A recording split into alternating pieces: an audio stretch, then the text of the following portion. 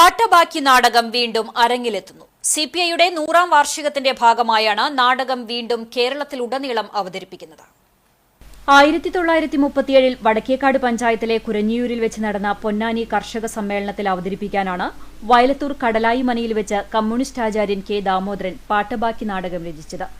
കുരഞ്ഞിയൂർ കുട്ടാടൻ പാടത്താണ് നാടകത്തിന്റെ ആദ്യ അവതരണം നടത്തിയത്. കർഷക പ്രസ്ഥാനത്തിന്റെ വളർച്ചയ്ക്കും കമ്മ്യൂണിസ്റ്റ് പ്രത്യയശാസ്ത്ര വ്യാപനത്തിനും നാടകാവതരണം വളരെയേറെ സഹായിച്ചിട്ടുണ്ട്. കഥാഘടനയുടെ ലാളിത്യവും ഉള്ളടക്കത്തിന്റെ സത്യാവസ്ഥയും പാട്ടബാക്കിയെ മലയാളത്തിന്റെ ഏറ്റവും വിജയകരമായ രാഷ്ട്രീയ നാടകമാക്കി. സിപിഐയുടെ 100ാം വാർഷികത്തിന്റെ ഭാഗമായാണ് നാടകം വീണ്ടും കേരളത്തിൽ ഉടനീളം അവതരിപ്പിക്കാനൊരുങ്ങുന്നത്. പ്രമുഖ നാടക പ്രവർത്തകൻ ബാബു വയലത്തൂരാണ് പുനരവതരണത്തിന്റെ സംവിധാനം നിർവഹിക്കുന്നത്.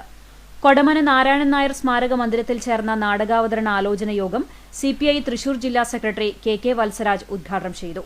നാടകാവതരണ കമ്മിറ്റി ഭാരവാഹികളായി convener VM Manoj, chairman Premraj Choondalath, treasurer Jio എന്നിവരെയും രക്ഷാധികാരികളായി സിപിഐ ജില്ലാ സെക്രട്ടറി കെ വത്സരാജ്, ജില്ലാ എക്സിക്യൂട്ടീവ് അംഗം EM സതീശൻ, കഥാകൃത്ത് ഹനീഫ കൊച്ചന്നൂർ, IB അബ്ദുൾ റഹ്മാൻ എന്നിവരെയും തെരഞ്ഞെടുത്തു.